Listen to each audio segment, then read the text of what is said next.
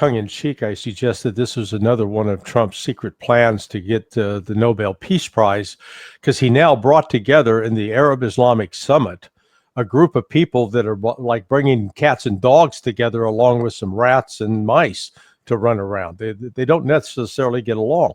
So here you get the image of President Pezeshkian of Iran sitting down with Mohammed bin Salman of Saudi Arabia. Also, Pezeshkian later sat down with Egyptian President Al-Sisi, and Al-Sisi says, you know what? We're going to reestablish diplomatic relations with you. Wow, so now, I missed that actually. Yeah, Iran and Egypt are now going to reestablish diplomatic relations after, 45-year wow of no real relations. Yeah, that's what came out. Here you had Pezeshkian at the same meeting as the new Syrian president, al-Shara, used to be known as al-Jilani. Al-Jilani headed an organization that was attacking and killing Iranian soldiers and vice versa. So he was a confirmed jihadist from the Sunni side, and yet now here he's meeting with Pezeshkian. Turkey was there. Azerbaijan was there. Yemen was there. And they all 54 countries agreed on a pretty lengthy document. And anybody that knows anything about how these documents are produced, it's usually you got one person from each of those countries sitting around a table and they can argue happy to glad. But despite they came together with an agreement. Now, action-wise, not much. Good talk, not a lot of action, but they did all agree that King Abdullah of Jordan, who was also there, that Abdullah is the keeper of the Al-Aqsa mosque, that he's the one, the custodian, to keep it safe for all of Islam.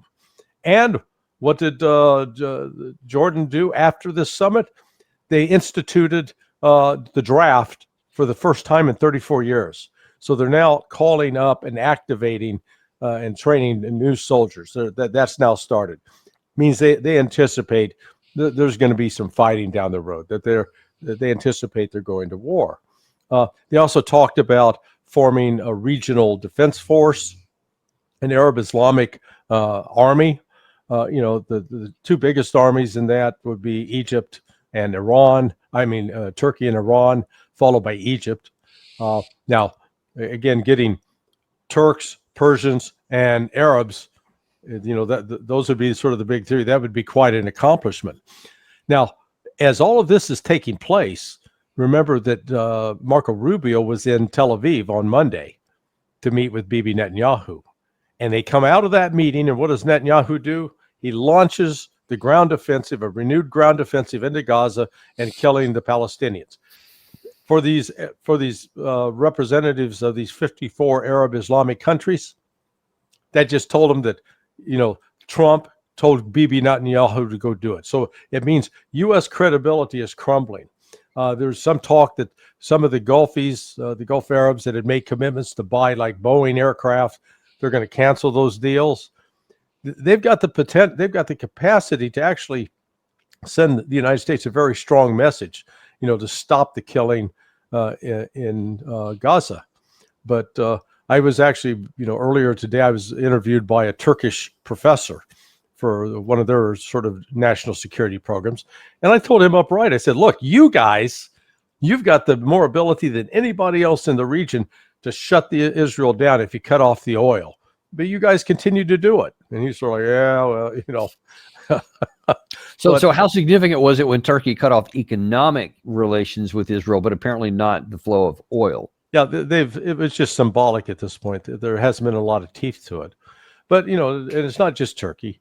Even, Russia, India, China, they continue to trade with Israel. What needs to happen to bring this to an immediate end, the BRICS nations with the Arab-Islamic nations come together and say, we're going to impose a complete embargo on Israel. Nobody's going to trade with them, and we're not going to accept any goods that they send out. And what would be the economic impact on those nations if they engaged in such an embargo? Minimal. I mean, Israel's just, it's like a flake of snow in the wind compared to their economies. It's nothing. So, but they're always within these countries. There is somebody who is making money where it is important to them, and they have political influence to make sure, let's not rock that boat, baby. But the fact of the matter is that the world can do a lot through an economic embargo, a complete economic embargo that could shut this down, could stop the killing of the Palestinians. But instead, they keep allowing the trade to go forward. And then what signal does that send to Bibi Netanyahu and Trump? Because it seems like the signal is there is literally nothing that they can do that's going to actually cause any teeth to be bared against them. Yeah, no, that's correct. But the other thing that sort of was the undertone of this Arab-Islamic summit is that, and why I think King Abdullah of Jordan was there. They're looking at the fact that this attack was allowed to take place in Qatar. This is like that scene from Godfather 2 where they attack the home of the God, my home, my children. Well, here's Qatar saying, man, we got this tight relationship with the United States. I mean, they're at Al Udeid Air Force Base. You got the Combined Air Operations Center, the CAOC. CAOC, this is multinational. You got flags of different countries. The Brits are there, the Germans, I believe, the French. You got, I don't know if Turkey's there, but, hey, we're safe. Nobody's going to touch us here because we got America. America's got our back. Then all of a sudden, Israel attacks, and America, you get this nonsense out of Washington. Oh, we didn't know anything about this until the last minute. Nonsense. And so, speaking of that, what do you make of some of the charges that not only did the United States know and actively participate in it, but so too did the Qataris? Because apparently the claim is that with their air defense situation, et cetera, that they would not have had no notice, or they would not have been able to sneak up without being noticed and potentially engaged. Or do you think maybe they did and just chose not to knock down the Israeli attack? Well, my understanding is they're not the ones operating those air defense systems. Those are being operated at Al Udeid by U.S. and other foreign forces, but not Qatari forces. I doubt that they would have gone along with this because, again, they assumed they were safe. I think it was a complete betrayal by the United States. And the United States completely enabled Israel to do it. But, if it turns out that the Al-Thani and his cohorts were witting of this and allowed it to take place, they get what they deserve. But I point out the fact that Jordan came to the summit because and then is activating, reinstating conscription, that he's worried because he recognizes they can do this to Qatar, who's got a big ass U.S. military base there. They can do it to us. We only have small bases, but they could do it to us. So when you see stuff like the leader of Iran and Saudi Arabia, who used to be really strong opponents in the region, reestablishing relations with Egypt and with some of these others, especially talking to Turkey, et cetera. Is this just signals from these people to try to tell Washington, hey, man, y'all need to get your stuff together and get back to where we used to be so that we can keep on with the status quo? Or is it like, and if you don't, there could be teeth later on? Where do you see this in that dynamic? Well, that's why I was saying that this was Donald Trump's secret plan to get the Nobel Peace Prize, because he's bringing together countries that have at times been at odds with each other, to put it politely. And sometimes been on the edge of conflict, but now they're coming together in a way that at least they're talking and they're putting thoughts down on paper about ways that they can counter what the United States is doing. Now, right now, their focus remains on Israel as the villain, Israel as the real problem that has to be solved. Some of the language in their declaration was actually sort of in a positive tone towards Washington, noting that Washington was working with Egypt and with Hamas to try to negotiate a peace settlement. So they didn't completely shut the door on it. However, You can see that there's not there has not been an increase in confidence about the reliability of the United States. I think it's moved in the opposite direction. Again, the fact that you get countries as diverse as Turkey, Azerbaijan, Yemen, you really did. You got sort of those three, the three major. Well, you had Turks, Arabs, then you had also Asians who were there. So you've got really an ethnic mix. What binds them together, though, is Islam.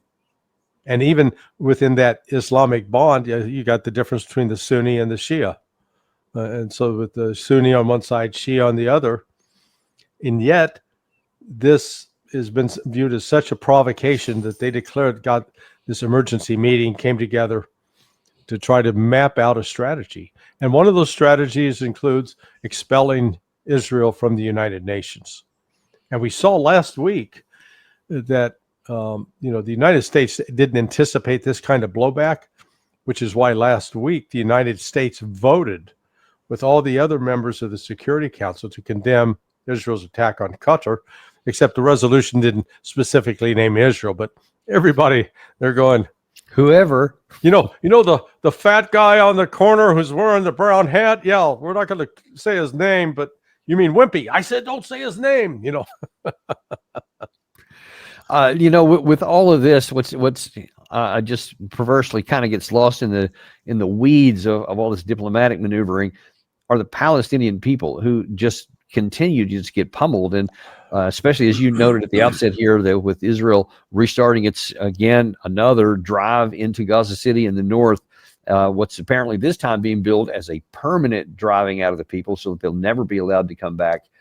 Where does this leave the whole issue with that population? Because it looks to me like they still are going closer down the path of either destroying the population entirely or trying to put enough pressure on some other country to relieve their suffering. I don't think the Palestinians are going anywhere. I don't see them. Many more are going to die. There's no doubt about that. But I think we're coming close to a moment when the level of human suffering will have reached a point that the world will finally act, and they're quite capable of acting. As I mentioned earlier, just the BRICS nations with the Arab-Islamic countries alone, if they acted in concert, Israel would not be able to continue this war. But so far, that's not been a priority for them. It's unfortunate that Hamas is not generally despised within that Arab-Islamic group. We're witnessing just a great evil.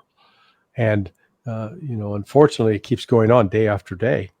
But I think what we're seeing is Israel's not growing stronger. It's growing weaker. And this latest operation that was unleashed in Gaza came against the counsel and the advice of the leading Israeli general. Yeah. So, and if they and they're going to start taking casualties, I have no doubt about that. And as those casualties mount, then the anger towards Netanyahu is going to grow. Yeah, then I guess we'll see where all that ends up leading. You mentioned a second ago about BRICS and about economic terrors. One of the other articles that you've written here is about a turning point in economic and political tide in Russia and China. Uh-huh. That while spelling disaster for the West in Ukraine. What's up with that? Well, China. Let's start with China. The trade relations with China and compared to the United States. You go back 20 years ago, in 2000. You look at Africa. Significant number of those countries were trading with the United States. Now, if you jump ahead to the 2024. Whoa. It's all red. So the world is trading with China more dramatically more so than the United States.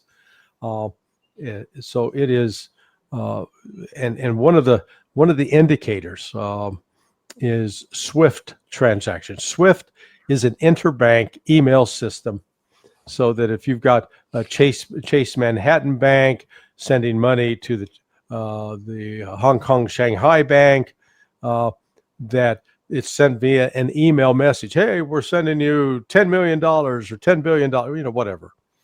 So those SWIFT transactions are recorded. This year, for the first time in the history of SWIFT, SWIFT transactions have decreased by 15%. So that's a significant number. Now, some will argue that, well, some of that's being done because these transactions are taking place electronically now. Well, that may be, but except one of those that's doing the electronic transactions, China, through something called CIPS, C-I-P-S. I think that's cross-border interbank payment system. But the other thing is, you've now got these BRICS countries. So when China is buying soybeans from Brazil or coffee from Brazil, they don't go out to the international financial market and buy dollars. Instead, they're doing the trade with their own currencies, with the renminbi for China and the reales for Brazil. So all of a sudden, less demand for those U.S. dollars. And you're seeing this not just in one isolated area. It's happening with Russia and its trading partners, China with its trading partners. So across the board, you've got this economic transformation taking place where BRICS is setting up an alternative financial system. China is now creating a bank that lends money to countries who no longer have to go to the IMF and World Bank and beg for money. They now get it from China, and they get it at a cheaper rate of interest. And so you mentioned something about soybean. That's having an effect here at home. Correct. This is from just a couple of days ago. I think New York Times, China's snub of U.S. soybeans is a crisis for American farmers. Yeah. What can you tell us about that? And is there an outlet?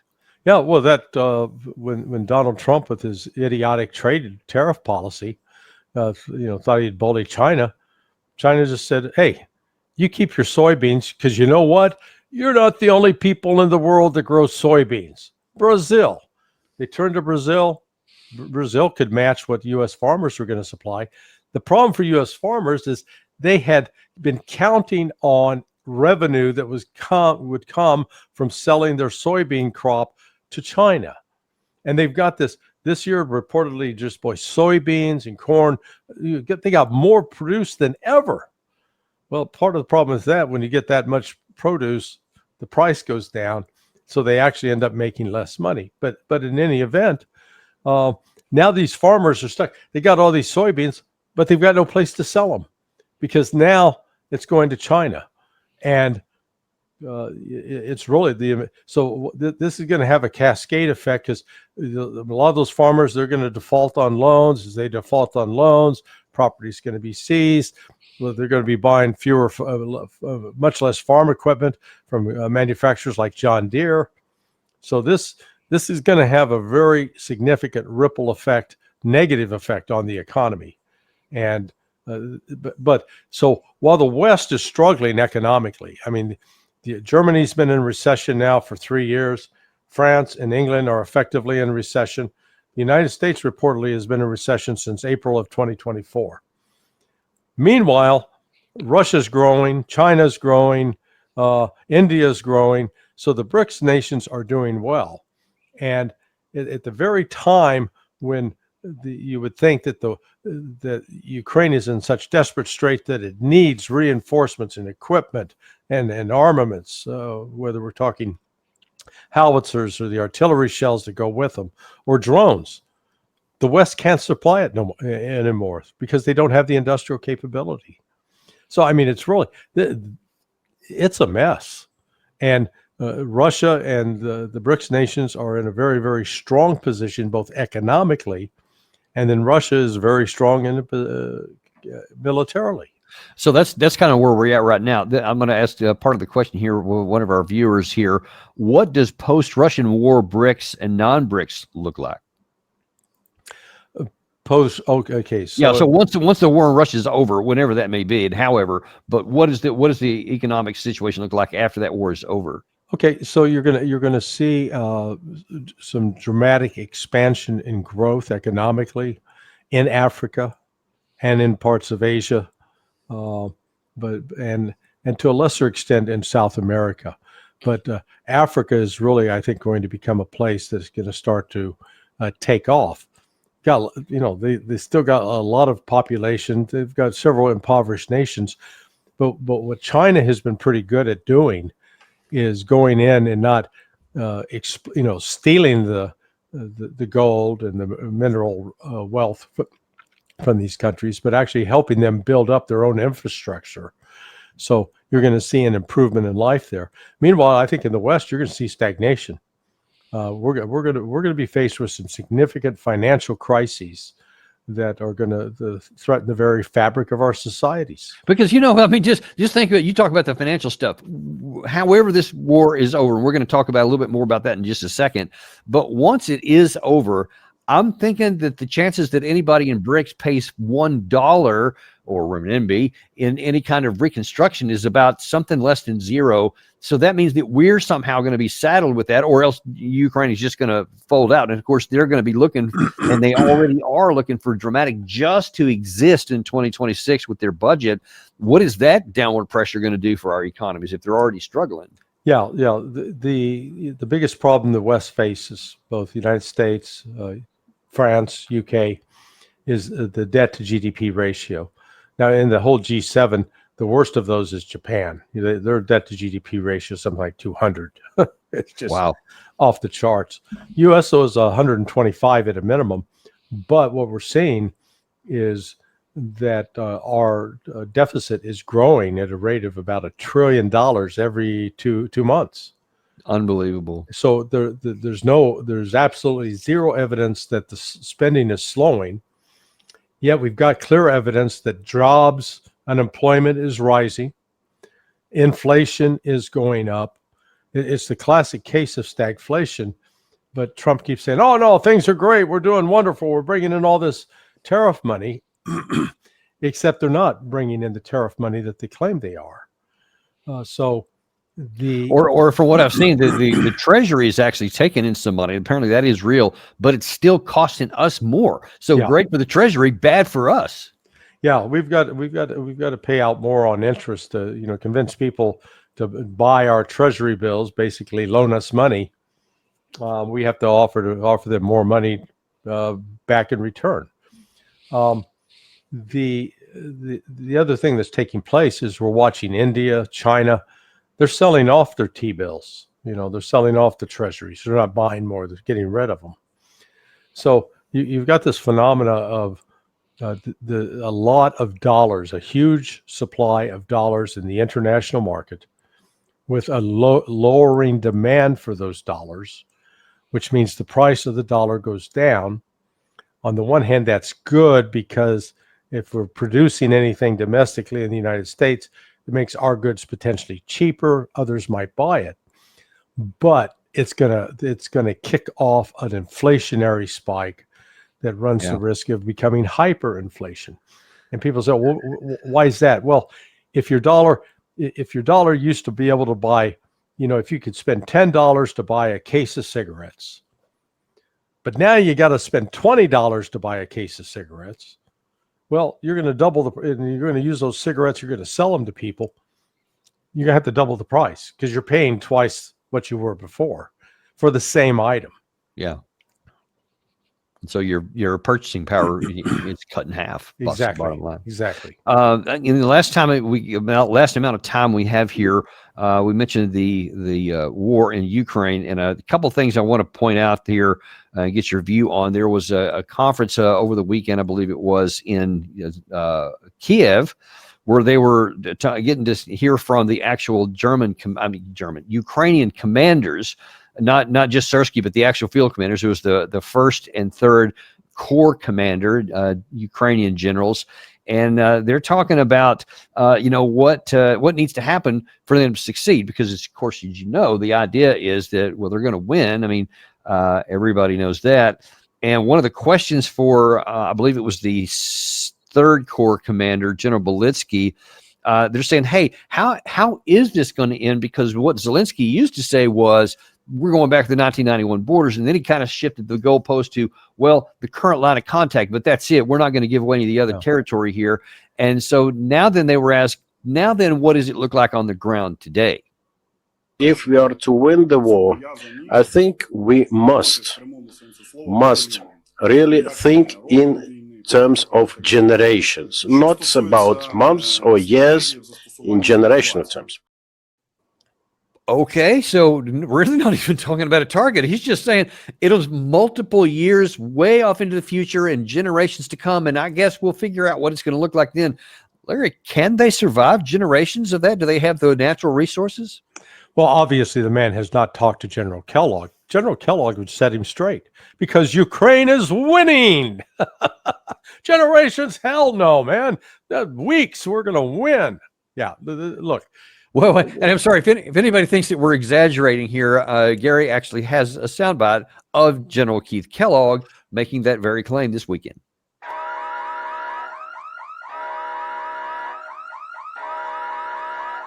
If he was winning, he'd be in Kyiv. If he was winning, he'd be west of the Dnieper River. If he was winning, he'd be on Odessa. If he was winning, he would have changed the government. Russia is, in fact, losing this war. Now, they may make movements and say, so, well, they're advancing in the Donbass region and Donetsk, but if you consider advancing moving by meters, not miles, well then, okay, that's successful. But if the cost they're having, it's enormous. And I don't think people truly appreciate it. It's a number. But the numbers they have lost, when you're talking dead and wounded, well over 1 million, they left Afghanistan after losing 18,000. We left Vietnam after losing 65,000. They've lost over 1 million dead or wounded. These numbers are World War II level numbers. When you think about it, they're stunning in the loss, and this is and their first line units that they came and tried to take Kyiv with a little over four years ago. Those first line units are gone, so they've gone through a second or a third or fourth iteration of wartime commanders. Russia is in fact losing this war. Definitions are important there. By the way, I don't know if you noticed there, but just out of a public service to our viewers, we want to give some kind of a warning so they don't get shocked when comments like that come up. But I digress. So what do you make of his claim that Russia is losing this war and that basically attrition is going to get them before it gets Ukraine? Yeah, what a great, counterpoint from two guys, one's a Ukrainian military commander saying, it's going to be generations. And then the non-Ukrainian military commander who had experience with the U.S. Army said, "Oh yeah, no, Ukraine's winning." And when you listen to Kellogg about the Russians are moving so slowly, inch by inch, step by step, and suffering massive casualties. Okay, except we've had casualty exchanges, the exchange of cadavers, where the Ukrainians turn over the bodies they've collected from the battlefield, and the Russians turn over the bodies they've collected from the battlefield. Well, in the last couple of exchanges, it was 19 dead Russians for 1,000 dead Ukrainians. What happened to those thousands of Russian casualties? Oh, and I'm sure Kellogg's comeback would be, that's because the Russians were moving so fast that the Ukrainians didn't have time to recover. Oh, exactly. Say that again. The Russians were moving so fast that the Ukrainians didn't have time to recover. Oh, I see. Except you just said that they were moving very slowly and hardly taking any territory. Which is it? Pick a side, take one or the other. But you can't have both because they contradict each other. So the reality is right now, even as General Syrskyi admitted, not exactly what you'd call a Russian soldier or commander. He commands the Ukrainian army. He said 2 weeks ago that right now Russia outnumbers, has a 3-to-1 manpower advantage along the line of contact. And they've acknowledged that Russia has about 650,000 troops, which means that Ukraine's looking at about 220, 215,000 soldiers. That is a terrible odd. And what we're witnessing, you saw yesterday in Kupiansk, one of the key cities in western Donetsk. Russia has captured that effectively. They're closing in on Pokrovsk, Kramatorsk, Lyman. So it's becoming desperate for Ukraine. Also, the Russians have taken places in Dnipropetrovsk and Zaporizhia, which are just to the west and south of Donetsk. So it's one thing, I guess, if you have two military commanders who are making this, one U.S. retired and one active Ukrainian. I guess that the political leaders, though, in the West are listening to these guys, because earlier today in the German parliament, there was a statement by Chancellor Merz, who says basically, well, I'll let you hear it from himself.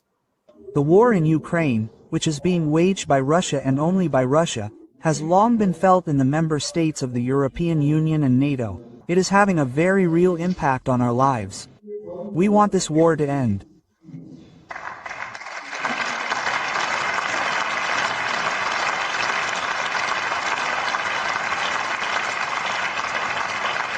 Ladies and gentlemen, but at the same time it is to be feared that it will continue for some time. But ending it at the expense of Ukraine's political sovereignty and territorial integrity is out of the question for us as advisors and supporters of Ukraine. So it's just out of the question. There's no way that Ukraine is going to be allowed to lose. I don't know if they sent that memo to Moscow. I don't know if Putin got it, but apparently he has to get permission from the German chancellor. What do you say? Well, there was another German, a little shorter than this guy, black hair, pencil, postage mustache, that was convinced, that Germany would never lose. 1,000-year Reich, as I recall. Turned out they lasted about 12 years, 15 years. So Friedrich Merz is delusional, and the economic realities in Germany are going to hit home. Like right now, Porsche is reportedly no longer making Porsche automobiles. They're going to make tanks. But then they got down there to start building them, and they go, oh, I guess we need steel, huh? Hey, go order from our steel factory. Oh, it's closed. Oh, where are we going to go? Oh, we got to order from Sweden? Okay. So now all of a sudden, Germany's finding out the limits of its own industrial capability. And, it doesn't matter what you believe, what these people believe. Reality is going to set in, which means that one of these days, I think sooner rather than later, the Ukrainian government will collapse. I don't know if it'll be a military coup against Zelensky to get rid of him, or if he'll just abandon ship on his own. But Russia is going to take Odessa. Russia is going to take Transnistria. And there's really not a thing the West can do about it. The West no longer has the military capability to mount any kind of effective threat to Russia, other than whatever military action the West would take would provoke a widening of the war and destruction of key industrial and military facilities in Germany, in France, and in England. And one wonders, why would we even want to play around with that? I mean, it seems like it's just rational to say, you know what, fellas, we gave it our best. We did everything we could to weaken Russia. We threw the kitchen sink at them, and it turns out it just didn't work, because they rose up, they did whatever they did better than we thought, but we're just going to call it a day right now and cut off our losses and start rebuilding, et cetera, and stop the losses here. Why can that not be done anywhere in the West? I get why Ukraine won't, because they're cut in, but let's just talk about the Europeans, because they're not losing their troops, et cetera. So it would be a little easier to cut the tie, but they haven't. Why not? The only thing I can come up with, particularly for Europe's crazy stance, is that they are financially compromised. There are financial interests that were, I think, promised certain things in Ukraine, and that they're fighting to still retain some possibility of having control of those. because from an ideological standpoint, this makes no sense. So I'm always, when in doubt, look for the money, follow the money, figure out who's getting paid, who expects to be paid, who's got what financial interest at stake. That's the only thing I think that can help explain this. So I mean, but there must come an end to this, because they can't, even these people, as delusional as they are, they can count and they can see all these inputs that you're talking about there. So can one then conclude that it's just the absence of morality that says, well, but it still works today, so we'll just keep this going until it doesn't, and then we'll go down. However many Ukraine people have to die in the process, I guess it sucks to be them, but that's where we're going to go. Can it be that simple? Yeah, I think it is that simple, Danny. It's horrific. It's inhuman. It's evil. But hey, hasn't stopped us in the past. So this is the Ukrainians are on a collision course with death, and it will end one of these days, just like World War II ended, with an unconditional surrender. That's the only thing we're leaving open, the opportunity. We've rejected every opportunity for a diplomatic solution, so that's the only thing we're leaving on the table, is an ultimate military loss by Ukraine. Yeah. And that's the pressure Russia's now building. They're pressuring across the broad front. We'll see within the next month in October, they get the season called the Rasputitsa, which is the wet, rainy, muddy season. But even we've seen in the past, that did not stop the Russians from being able to conduct and carry out advances. Well, I was going to say that, because now the kind of the nature of the war, even though clouds and rain do limit some of the drones, it doesn't stop them. But it's primarily become an infantry war, and the guys on the ground was not so much the armored vehicles that get stuck in the mud. So that's actually going to not provide as much of a support for the Ukraine side as before. So well, we'll have to see where that's going to go. It's just it's painful to watch this slow motion death and this insanity and lack of willingness to acknowledge reality, lack of empathy, lack of morals, as I think we both agree to on our side. And the bill payer continues to be the Ukrainian people, and that just is very grievous to me. But hey, we all we can do is call them the way we see them, and we can give advice, which we appreciate the stuff that you've given today, that there is a route out. There is a way to cut off the losses here and to end the death and destruction for Ukraine. It's just a matter of whether or not our leaders are ever going to take it. But we appreciate you providing the clarity on that. Thank you. Thanks for having me. And we appreciate you guys too. Thanks very much for joining us today. Be sure and like and subscribe if you haven't. We'll look forward to seeing you on the next episode of Daniel Davis Deep Dive.